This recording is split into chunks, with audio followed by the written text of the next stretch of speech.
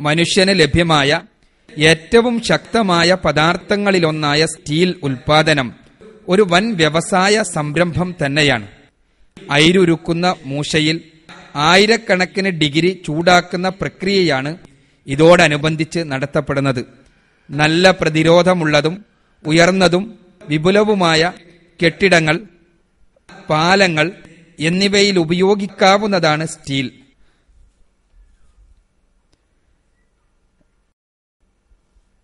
എന്നാൽ എട്ടുകാലിയുണ്ടാക്കുന്ന വസ്തു സ്റ്റീലിനേക്കാൾ 5 മടങ്ങ് ശക്തമാണ്. എന്നാൽ അതിന് അയിരുരുക്കുന്ന മൂശയോ സാങ്കേതിക വിദ്യയോ ആവശ്യമില്ല. ഇത്ര ചെറിയൊരു ജീവിക്ക് സ്റ്റീലിനേക്കാൾ ബലമുള്ള നൂല് നിർമ്മിക്കാനും അതുപയോഗിച്ച് എഞ്ചിനീയർമാരെക്കാൾ വിദഗ്ധമായ വല നിർമ്മിക്കാനും കഴിയുന്നുവെന്നത് അത്ഭുതകരം തന്നെയാണ്.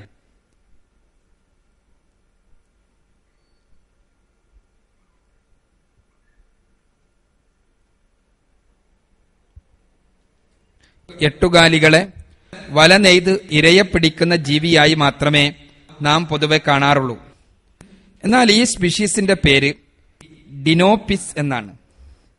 ഇത് തന്റെ വലയിൽ ഇര വന്ന് വീഴുന്നതിന് കാത്തു നിൽക്കാതെ ചലിക്കുന്ന ഒരു കെണിയാണ് നിർമ്മിക്കുക.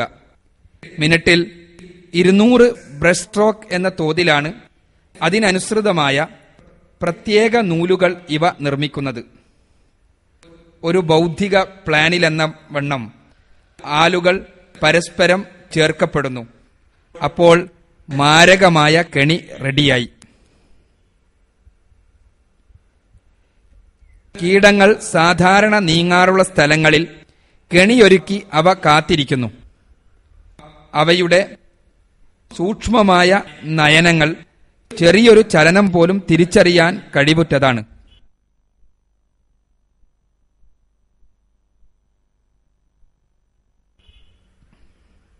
പ്രത്യേകമായ നൂലുകൊണ്ട് വലിഞ്ഞു മുറുക്കി അവ ഇരയെ പിടിക്കുന്നു.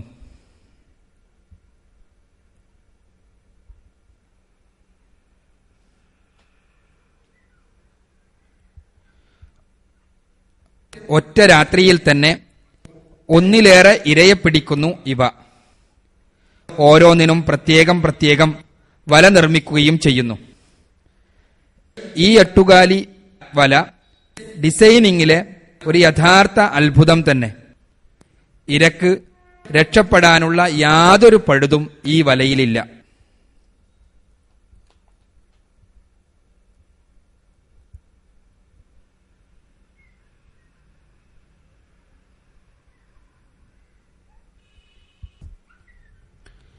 ബോളാസ് എന്ന ഇനം എട്ടുകാലിയുടെ ഇരതേടൽ രീതിയും സൃഷ്ടിയിലെ അത്ഭുതങ്ങളിലൊന്നാണ്.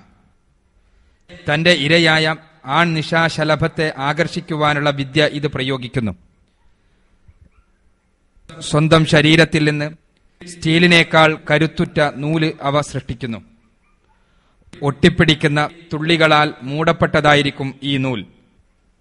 മത്സ്യത്തെ പിടിക്കുന്ന ചൂണ്ടകണക്കെയുള്ള നൂലിൽ തൂങ്ങിയാടിയാണ് അവ വല നിർമ്മിക്കുക. ഇരയെ ആകർഷിക്കാൻ നല്ല വൈദഗ്ധ്യം തന്നെ അവ പ്രകടമാക്കും.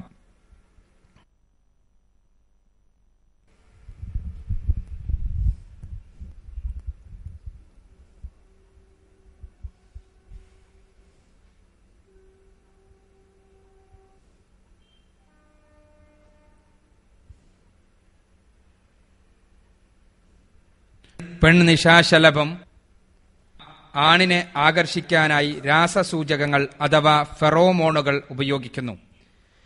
ഈ ഗന്ധം ചരടിന്റെ ഒരറ്റത്തു നിന്ന് വമിപ്പിക്കാൻ ചിലതരം ബോളാസിന് കഴിയുന്നു.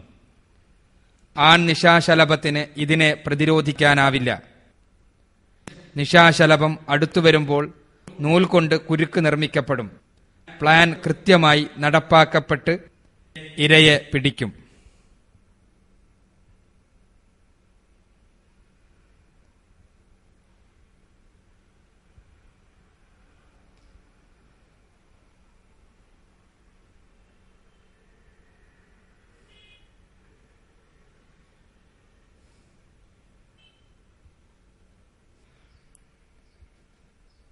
നിശാശലഭത്തെ പിടിക്കുവാൻ വേണ്ടിയുള്ള ബോളാസ് എട്ടുകാലിയുടെ പരിശ്രമങ്ങളും അവസാനം ഇര കുടുങ്ങുന്നതുമാണ് നാം കണ്ടുകൊണ്ടിരിക്കുന്നത്.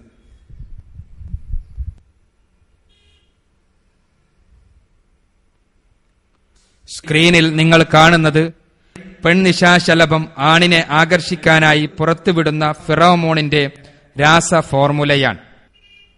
ഇതേ രാസപദാർത്ഥം തന്നെ നിർമ്മിക്കണമെങ്കിൽ വളരെ ഉയർന്ന നിലവാരത്തിലുള്ള രാസ ലാബറട്ടറിയിൽ അനേക ഘടകങ്ങളായുള്ള പ്രക്രിയകൾ ആവശ്യമാണ്.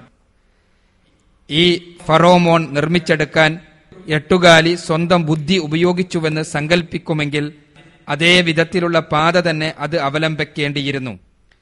ഒരു പെൺ നിശാശലഭത്തെ കണ്ടെത്തി പഠിച്ച് അത് ആണിനെ ആകർഷിക്കുവാനുള്ള വിദ്യ കണ്ടെത്തണം. പെൺ നിശാശലഭത്തിൽ നിന്നുള്ള ഫെറോമോണിന്റെ സാമ്പിൾ എടുത്ത് അതിന്റെ ഫോർമുല കണ്ടെത്തണം. തൽഫലമായുണ്ടാകുന്ന രാസപദാർത്ഥം കുരുക്കിന്റെ അറ്റത്ത് വെച്ചുപിടിപ്പിക്കണം. ഈ കൊച്ചൊട്ടുകാലിക്ക് അതിനുള്ള ബുദ്ധിയോ ഇത്ര വിപുലമായ രാസപ്രക്രിയകൾ അറിയാനുള്ള വിദ്യാഭ്യാസമോ ഇല്ല.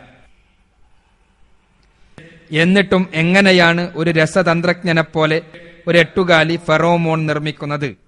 ഈ ഫെറോമോൺ ചരടിന്റെ അറ്റത്ത് ഒട്ടിച്ചു വെക്കാൻ അതിന് കഴിയുന്നത് എങ്ങനെയാണ്?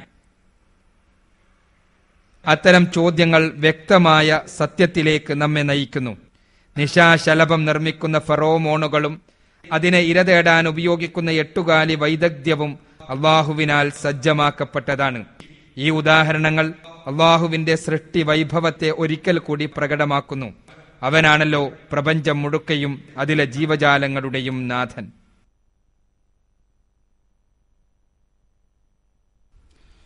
ഖുർആൻ പറയുന്നത് കാണുക.